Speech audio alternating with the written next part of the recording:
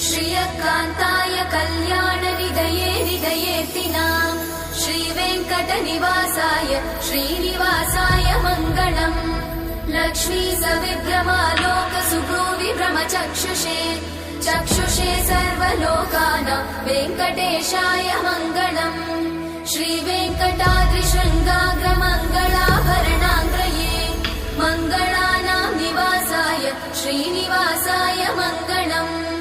सर्वावयव सौन्दर्य सम्पदा सर्वचेतसां सदा सम्मोहनायास्तु वेङ्कटेशाय मङ्गलम्।